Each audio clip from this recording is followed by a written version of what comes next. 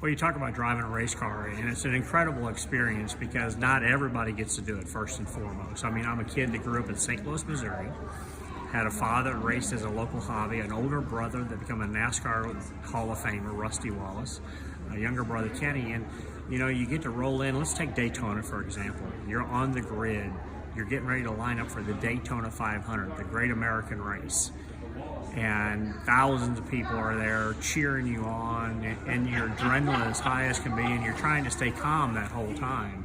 And when you get calm is when you get inside the race car and you buckle up. That's when it's like, now it's just really relaxing. The seat fits you good, your steering wheel fits you good, put your helmet on, you're talking to your crew members, your spotter, he's telling you good, and you go out and you make a couple pace laps and your crew chief says, okay buddy, have a good time, it's the Daytona 500.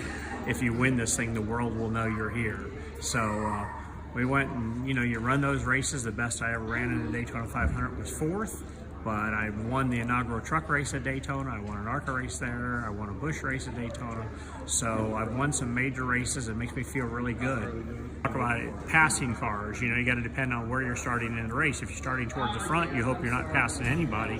Everybody's trying to pass you, but through our career, you've ended up in the back of the pack, like at Daytona and Talladega, where it's a high drafting racetrack, a lot of speed.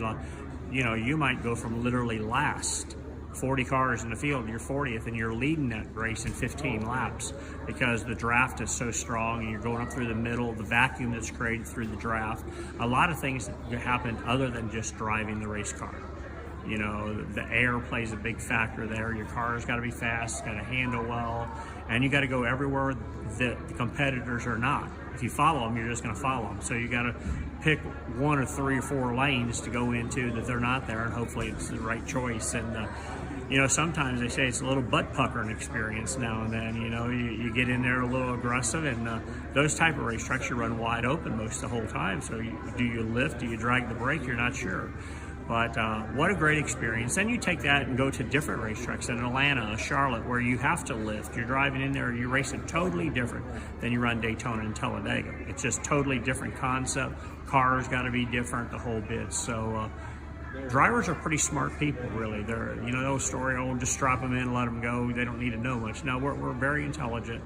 We know exactly what we're doing. We've calculated what's going on. We understand what our crew expects out of us, and we're like the onboard computer, to be honest with you, because there are no computers allowed in our cars during the races. So we got to be able to explain all that information to the crew as the race goes on to make the cars the best they can be. A prep is that everybody has a motorhome or a coach at the racetrack anymore, so you can sleep as late as you want.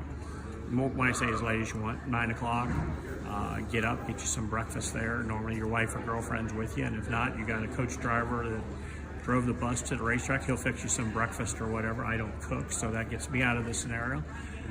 You'll have some appearances you have to do for your sponsors. Go outside the racetrack into the grandstand area, the midway. Say hello, walk into a hospitality tent and do some things. Then you come back in, talk to your crew. Time for the driver's meeting. There's a mandated driver's meeting 2 hours before every race.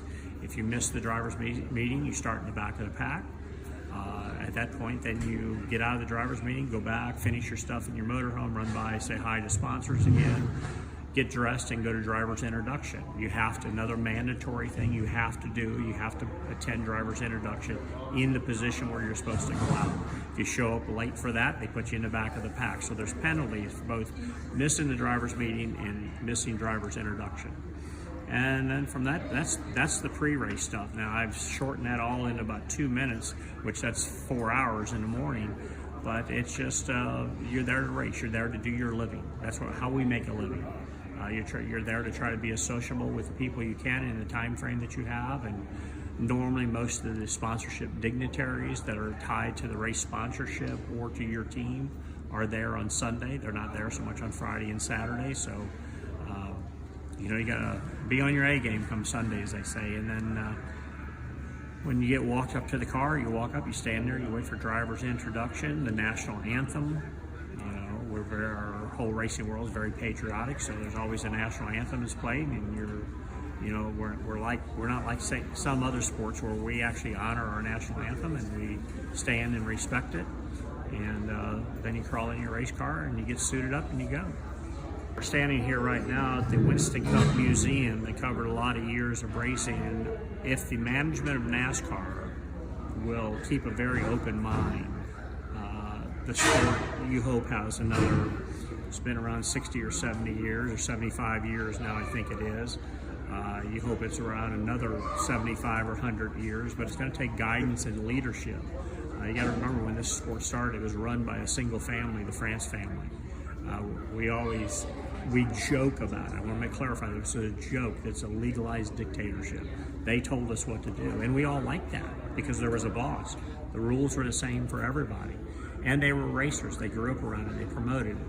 Right now in the sport, there's some people running it that are neither racers or mechanics. They're bookkeepers, and they're beating off a little bit different drum than what we would. But you got to give them time to figure out if they can make it happen or not. The France family, NASCAR is still owned by the same family, single-handedly owned. It's not a publicly traded company, so there's still that ruling hand there, and they'll keep an eye on it, and they want it to last forever, and hopefully it will. So the sport will continue to grow. You're going to continue to see new racetracks just because the race fan base has changed. You know, the kids of today's world, they don't like racing. They could care less. They don't even like hot rods. You know, they got Uber apps and Lyft apps on their phone. That's how they get to places. They don't worry about having the cool little hot rod in their shop or a little tuner car. You know, so you're trying to entertain to a different audience. Stay tuned for our bonus feature with champion driver Mike Wallace. The business model for racing is very poor when it comes from the business perspective. You know, we spend a lot of money with not very much cash inflow back in from race winnings, things like that. And the race cars, the race teams have to rely on corporate sponsor dollars. And so that has taken a big backward step in years. Corporate America is not spending near what they used to spend on racing or outdoor advertising, whatever, however category you want to put it in. They are using their money in a different format of how to get it. So it's very crucial. The next stages we need to see in racing, which we're starting to see. NASCAR just announced a new sponsorship / TV package, which is worth more money than it used to be. More money needs to come to the teams. It used to be split up, that there was a 60% split of TV money goes to the racetracks, 30% goes to the teams, 10% goes to NASCAR for putting it together. We need to get off at 60 for the racetracks, and you know, maybe that needs to be a 45 and a 45 for the teams and a 10% for NASCAR because they're the administrators of it. But it's got to make more financial sense and easier than the way it's being run now. Right now, the sport is owned and run by, and primarily all the car owners have money, so they can absorb some losses. No business should run at a loss, so we need to get it to where it's a financial positive, and it can be done, just got to be done in a different way.